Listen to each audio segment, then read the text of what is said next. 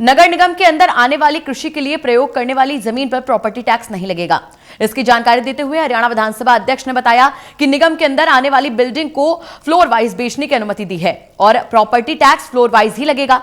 लेकिन जिस बिल्डिंग में कई फ्लोर हैं और वो बिल्डिंग एक ही परिवार के पास है तो उसे प्रॉपर्टी टैक्स पहले की तरह ही लगेगा।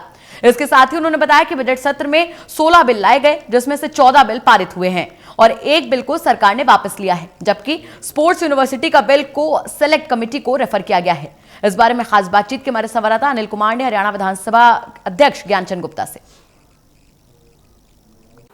बजट सत्र में कितने अहम बिल पारित किए गए जिससे प्रदेशवासियों को फायदा होगा, इस समय मेरे साथ हैं हरियाणा विधानसभा अध्यक्ष ज्ञानचंद गुप्ता। इनसे जानते हैं। जी गुप्ता जी, देखिए, इस विधानसभा सत्र में जो 5 मार्च शुरू करके 18 मार्च को ख़त्म हुआ, 16 बिल जो हैं वो इंट्रोड्यूस किए हुए और 16 बिल में से 14 बिल जो हैं वो पास हो गए। इसमें एक बिल सरकार ने वापस लिया और एक बिल सेलेक्ट कमेटी को वो रेफर किया। तो इस प्रकार से जो 14 बिल हैं वो पास हुए हैं। उसमें बहुत महत्वपूर्ण बिल, जैसे नगर निगमों के अंदर लैंड को लेकर के एक कुछ गलतफहमी थी कि वो क्या जो हाउस टैक्स है वो एग्रीकल्चर लैंड पर भी लगेगा या जो नगर निगम के अंदर खाली पड़ी ज़मीन है उस पर लगेगा। उस बिल के अंदर क्लैरिफाई किया गया कि नगर निगम के अंदर जो खेती की ज़मीन है उस पर हाउस टैक्स नहीं लगेगा। इसी प्रकार से दूसरा बिल जो था, एक अहम बिल, वो था पंजाब की जगह हरियाणा का शब्द। जो पंजाब के बिल से सारे जो बिल्स थे 154 बिल ऐसे वो थे, रूल्स थे, कानून थे, जहाँ पंजाब का शब्द इस्तेमाल होता था वहाँ अब हरियाणा का शब्द इस्तेमाल होगा। नाउ द जो बिल हैं वो हरियाणा सरकार के बिल के नाते जाने जाएंगे।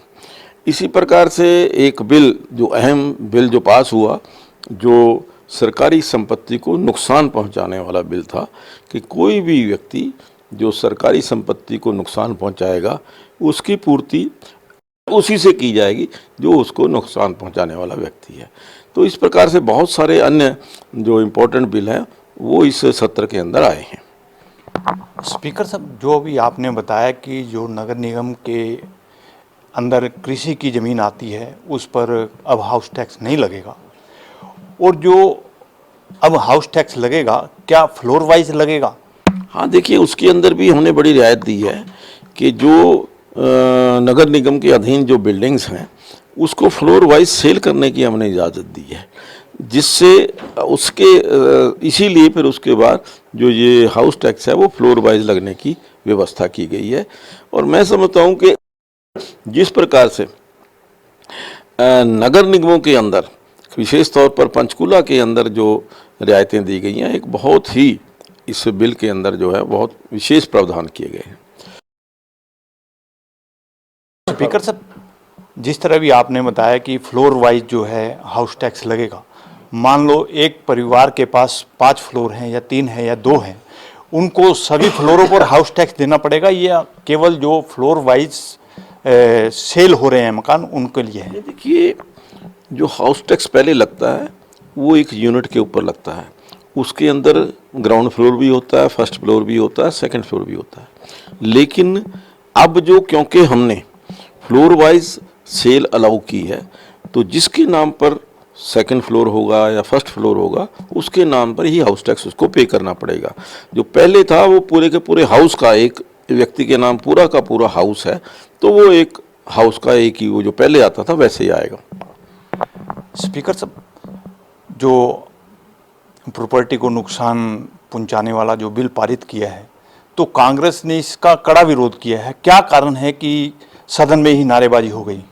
नहीं, देखिए, ये एक विपक्ष होने के नाते उनकी रणनीति का हिस्सा हो सकता है, लेकिन सरकार का पूरी तरह से जिस प्रकार से इसके अंदर प्रावधान किया गया है कि कोई भी व्यक्ति किसी भी आंदोलन के अंदर, किसी भी एजिटेशन के अंदर, किसी प्रदर्शन के अंदर सरकारी संपत्ति को नुकसान पहुंचाता है, चाहे वो कोई भी है, उसके खिलाफ कार्रवाई की जाएगी और जो नुकसान है उसकी क्षतिपूर्ति उसी व्यक्ति के द्वारा की जाएगी।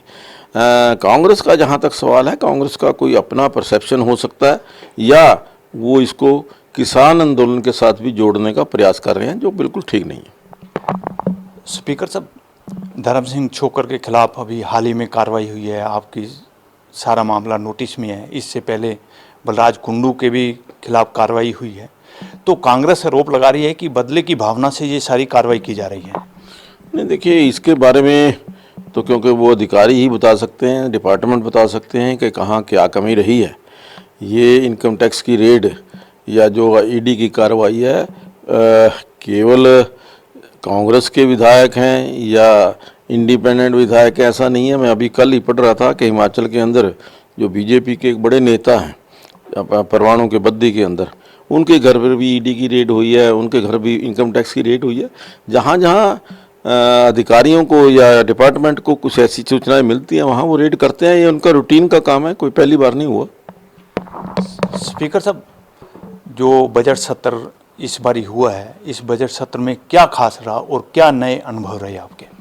देखिए, मैं समझता हूँ कि इस बार कई हमें नए अनुभव भी आए हैं और विशेष तौर पर कुछ ऐसी चीज़ें हुई हैं जो पहली बार हुई। जैसे कि अब के सत्र में किसी भी व्यक्ति को हमें नेम नहीं करना पड़ा, किसी भी व्यक्ति को हमें बाहर, किसी को हाउस से बाहर निकालना पड़ा। और यहाँ तक कि इस सत्र में, पूरे सत्र में, लंबा सत्र चला है, कहीं भी हमें 10 मिनट के लिए भी जो हाउस को एडजर्न नहीं करना पड़ा, हाउस की कार्रवाई को एडजर्न नहीं करना पड़ा। और इसके अलावा जो हमारे माननीय विधायक, जो बेस्ट लेजिस्लेटर अवार्ड है, वो भी हमने पहली बार बहुत सालों के बाद यहाँ अपने 2 विधायकों को दिया है। इसके अलावा जो बड़ी बात रही कि पहली बार 35 साल के बाद कोई बिल जो है वो सेलेक्ट कमेटी को गया। ये एक बहुत बड़ी, मैं समझता हूँ कि एक ऐसी व्यवस्था है जो बहुत कम देखने को मिलती है। इसके अलावा एक चीज़ और जो नई हमारे लिए हुई, क्योंकि फर्स्ट टाइम हुई, वो था इंट्रोडक्शन ऑफ बिल। बिल क्या था, पहले सत्रों में आम तौर पर विधायकों की ये शिकायत रहती थी कि आप हमें उसी दिन इंट्रोड्यूस करते हो बिल को और उसी दिन चर्चा करने के लिए कहते हो और हम उसको पढ़ नहीं पाते कि उस बिल के अंदर क्या है। इस चीज़ को दूर करने के लिए आपकी बार हमने बिल इंट्रोड्यूस करने की तारीख अलग रही और चर्चा करने के लिए 2-3 दिन के बाद उसके ऊपर चर्चा की गई। इसी प्रकार से हमें ये करने का मौका मिला, हमने सरकारी अधिकारियों को, चीफ सेक्रेटरी को पत्र के माध्यम से उनसे निवेदन किया था कि अगर उनका कोई भी बिल 5 दिन पहले नहीं आएगा तो हम उसको टेकअप नहीं करेंगे।